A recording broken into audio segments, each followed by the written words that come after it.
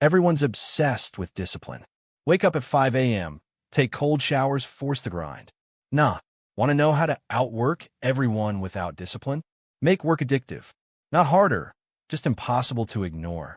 You binge Netflix, not because you're lazy, but because it's designed to hook you. Do the same with your goals. Gamify everything. Tiny wins, fast feedback, visible progress.